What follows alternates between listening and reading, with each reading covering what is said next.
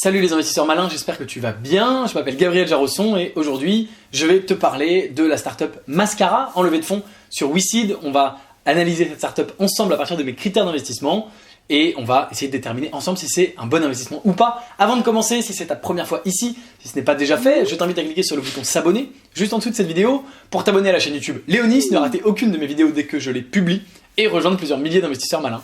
C'est parti.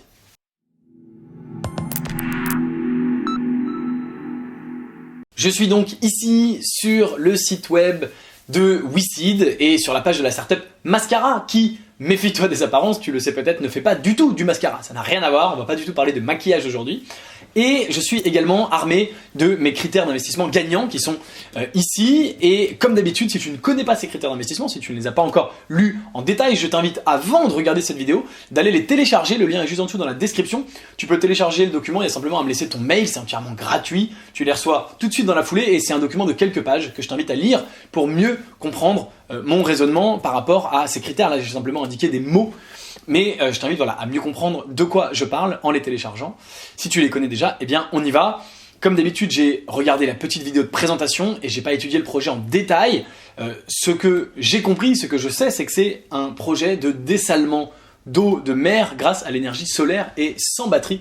Donc c'est assez chouette déjà sur le principe de dire ok, on peut aider. Il y a énormément de gens, notamment dans les îles assez tropicales où ils sont entourés d'eau de mer de partout, mais l'eau de mer elle est salée, on peut pas la boire. Et bien grâce à leur technologie, on peut la dessaler sans apporter d'énergie supplémentaire en utilisant uniquement l'énergie solaire. Hein. Tu vois derrière là il y a des gros panneaux solaires parce qu'aujourd'hui le dessalement ça existe, mais ça utilise des énergies fossiles, ça pollue et c'est cher. Et bien eux ils ont trouvé une autre solution. Alors tout de suite, ce qu'on peut voir, c'est que c'est une solution brevetée. Ils en ont parlé dans la vidéo et c'est assez évident.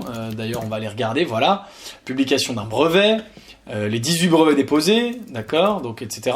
Donc c'est une solution brevetée et donc évidemment, tout de suite, la première question à laquelle on répond, c'est le unfair advantage, c'est-à-dire que si toi et moi demain on veut faire la même chose, eh bien on ne peut pas pour la simple et bonne raison que eux ils ont ce brevet. C'est une équipe ultra talentueuse qui a bossé sur ce projet, sur ce sujet pendant des années pour arriver enfin à une solution et donc ça c'est un critère auquel on peut tout de suite répondre. Pareil avec le marché, donc tu l'as compris, l'eau c'est un marché, voilà, je pense à te faire le dessin. Il y a énormément de gens qui ont besoin d'eau et qui n'en ont pas assez d'eau potable. Hein. Il parle dans la vidéo d'une île qui n'a que 3 heures d'eau courante, d'eau potable par jour. Et donc il manque 21 heures, hein, c'est ça 21 heures tous les jours d'eau. Donc c'est absolument énorme et il y a énormément de choses. Donc ça c'est pour les points positifs. Et puis tout de suite, ce qu'on peut voir bien sûr, c'est l'aspect négatif de la scalabilité et des effets d'échelle. C'est-à-dire que comme tout projet hardware et comme tout projet physique, il y a des effets d'échelle industriels sur les gros volumes. S'ils se mettent à produire 10 fois plus de quantité, ils feront des économies de coûts, ils pourront acheter moins cher les matières premières, ils pourront optimiser leur processus. Mais bien sûr, moi je regarde la scalabilité des boîtes technologiques, des boîtes tech qu'on a souvent sur les plateformes et qu'on a souvent ailleurs, où le profit et le chiffre d'affaires peut augmenter sans faire augmenter du tout les coûts. Et là évidemment c'est pas le cas puisque quand le profit, le chiffre d'affaires augmente, ça veut dire qu'ils arrivent à vendre plus de machines et ça veut dire que les coûts vont augmenter, notamment les coûts de production. Ils vont devoir produire plus de machines. À chaque machine vendue, il faut la produire, ce qui est assez logique, mais ce qui malheureusement leur vaut ici un point négatif. Je vais également répondre à la monétisation tout de suite, on va aller vérifier, c'est la première chose qu'on va aller voir, mais j'imagine qu'ils vendent cette machine et qu'ils ne l'offrent pas forcément gratuitement puisque ça leur coûte évidemment de l'argent. Alors, stratégie commerciale. Après 2 ans de recherche et développement, Mascara a débuté sa commercialisation par la sensibilisation du secteur au potentiel. Voilà. Donc, ils ont le support d'acteurs établis tels que Suez, Masdar ou AQO. Donc, ils ont des unités de démonstration et maintenant, bien sûr, ils vont, qui sont de la crédibilité pour eux, qui vont leur permettre de vendre. Donc, ils savent effectivement comment vendre leur machine, ils savent comment gagner de l'argent. Donc, déjà, tu vois, assez rapidement, on répond à 4 critères sur 8, sur 7. Et maintenant, bien sûr, il va falloir aller regardez les points plus en détail, notamment l'équipe, la marge qu'ils font sur chaque machine, la valo et la traction. Alors, je crois que la traction, en 2018, un chiffre d'affaires dès la première année d'environ 1 million d'euros. D'accord ? Donc ça veut dire que, oui, on peut dire qu'il y a une traction. Osmosun, c'est celui-ci, je crois. J'imagine, exemple d'unité. Ouais, celui-ci. Donc ils l'ont commercialisé. Ils ont fait 1 million d'euros de chiffre d'affaires. Alors je ne sais pas combien Ils en ont vendu pour 1 million d'euros de chiffre d'affaires. On va aller voir le business plan tout de suite. Mais ils en ont vendu et il y a une traction et c'est important. C'est pas étonnant, bien au contraire. Alors il y a beaucoup de gens qui sont intéressés par ce projet visiblement. C'est pas étonnant qu'ils aient de la traction puisqu'encore une fois, on l'a vu au niveau du marché. C'est quelque chose il y a un vrai besoin, si tu veux, tout simplement. Hein. Il y a un vrai besoin, il y a vraiment des gens qui n'ont pas d'eau, donc évidemment, quand t'as pas d'eau, t'as très envie d'avoir de l'eau, et donc c'est assez logique. Alors, on va essayer d'aller voir combien ils vendent la machine et combien ils font de marge. Donc là, j'entre dans les documents qui s'appellent le business plan ou un truc comme ça. Et on va aller voir un petit peu ce qu'il en est, s'il y a des tableaux avec des chiffres, etc., etc., pour regarder combien ils le vendent, combien ils font de marge. C'est évidemment important. On aimerait bien qu'ils fassent une marge d'au moins 50%, plan d'affaires prévisionnel. On aimerait bien qu'ils fassent une marge d'au moins 50%. Alors, subvention, production immobilisée, total des produits d'exploitation, achat de matières de marchandises. Donc, ils ont visiblement, quand ils font 1 million d'euros de vente, ils ont 300 000 d'achat de marchandises, ce qui est pas mal. Mais ils ont également 300 000 de sous-traitance, achats et charges externes. Et j'aimerais bien voir les charges du personnel, 500 000. Donc 500 000 et 300 000, on est à 840 000 sur 1,5 million, donc on est à 80% de coût. Et tu vois qu'ils veulent faire un résultat à terme de moins de 10%. Donc bien sûr, ça veut dire que... alors c'est le résultat net. Moi je voudrais voir déjà à combien ils margent sur la machine, déjà de base, en prenant en compte déjà les coûts de production. Donc ils ont un BFR, bim bam bim. Donc les fondateurs, d'accord. Touk. Bon. Alors attends, on va aller voir plutôt ici.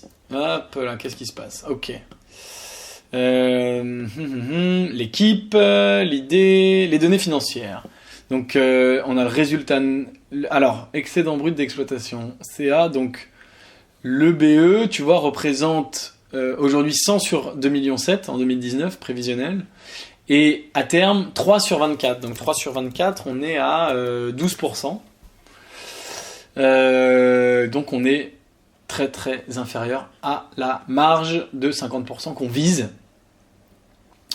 Et donc ça, c'est évidemment pas correct pour la marge qu'on vise. On vise toujours une marge de moins 50%. Alors bien sûr, on va me répondre que c'est un produit très cher et que donc il suffit de faire une petite marge sur un produit très cher et que ça reste quand même, rentable. Mais voilà, je trouve que quand on est sur un EB en dessous de 50%, on n'est pas assez bon. Donc malheureusement, il gagne ce petit point négatif. Alors il y a 465 commentaires, ce qui est juste gigantesque. Est-ce qu'il y a des gens qui ont parlé de ce point-là? On va essayer de tout charger et de faire une petite recherche. Tac. Il y a du monde. Hein. Il y a vraiment du monde, mais c'est plutôt cool. Il y a beaucoup de gens qui s'intéressent à ce projet. Voilà, ça continue de charger. J'aimerais bien voir... 425, c'est juste incroyable. Alors je crois que ça compte les réponses. Hein. Mais il y en a beaucoup qui sont de Marc, qui est le fondateur. Enfin, beaucoup de réponses. Mais en tout cas, il y a beaucoup de gens sur WeSeed qui se sont intéressés à ce projet. C'est une très bonne nouvelle. J'arrive presque après la bataille, même si, en fait, ça n'a pas... Ah oui, depuis février, c'est en ligne. Bah oui, j'arrive complètement après la bataille. Bon, c'est pas grave. Hein. Il est encore temps. Je crois pas que le projet soit en clôture méga prochainement. Donc, il a encore le temps de se faire un avis. Je charge tous ces commentaires. C'est incroyable. Ça y est, on est arrivé au bout. Alors... Je ne puis malheureusement pas donner d'informations sur nos marges. Donc, ça, c'est évidemment pas très bon signe, mais tu l'as vu, le BE est très bas, donc ok. Alors, quand finit ce projet? Fin juin 2019, voilà, c'est ça, il y a encore le temps. Mais tu vois, il y a beaucoup de gens qui s'y sont intéressés et ah oui, on ne sait pas à combien ils en sont, puisque WeSeed, ils ont pas... ils communiquent pas, hein, j'avais fait une vidéo d'ailleurs à ce sujet-là, ils communiquent pas sur l'état d'avancement. Donc la marge, j'ai mis un truc négatif, il nous reste la valo et l'équipe. Alors, allons voir l'équipe, puisque l'équipe...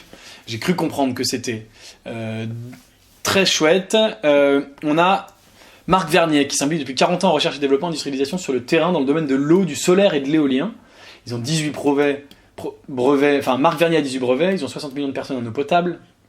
L'hydropompe de Vernier qui alimente 60 millions de personnes en eau potable. C'est génial. Donc lui, Marc Vernier, c'est un mec qui s'y connaît en eau. Il n'y a pas à dire. Alors voir son CV, on peut juste apparemment le télécharger, mais moi j'aimerais bien peut-être voir son LinkedIn. On va faire ça comme à mon habitude. On va aller chercher Marc Vernier sur LinkedIn pour voir un petit peu ce qu'il a fait. Tac, Marc Vernier, Mascara, et visiblement sur LinkedIn il n'est pas très actif. Ah si, il est actif, il y a sa photo, il y a Mascara, tout va bien. Ça fait 5 ans qu'il fait ça. Il est président fondateur de Vernier, qui est probablement le produit où il y a son brevet depuis 24 ans. Il a arrêté, pendant 24 ans, il a arrêté en 2012 pour se consacrer à plein temps, visiblement, à Mascara. Bon, il y a peut-être un trou de 2 ans, mais il a le droit aussi de partir en vacances, ce monsieur, il n'y a pas de souci. Donc, lui, c'est monsieur O, monsieur brevet, monsieur, etc. Donc, déjà, très intéressant, évidemment. Et puis, il a su s'accompagner de Maxime, DG avec plus de 30 ans d'expérience de création et de gestion d'entreprise dans des activités très diversifiées, nationales et internationales, à l'origine de nombreux projets mécaniques, hydrauliques. Donc, quelqu'un d'autre qui est tout à fait compétent. Alors, est-ce que c'est lui perche activité? C'est pas sûr, mais il n'y avait pas d'autres résultats pour Maxime Audebourg.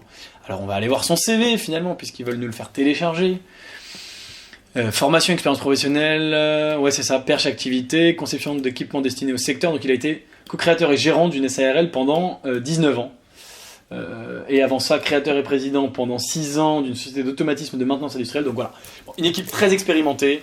Une équipe probablement, alors je sais pas si elle est très complémentaire parce qu'ils ont l'air tous les deux d'être des dirigeants d'entreprise, des inventeurs. Et puis on a Maxime, c'est quoi? C'est un deuxième Maxime? Ah oui, on a 2 Maximes. On a Maxime qui est le directeur commercial et qui lui vient de Grenoble Management et qui est aussi il a travaillé dans Scope Group, dans Green Solus et dans Groupe SOS, donc des projets à impact, c'est son truc bien sûr.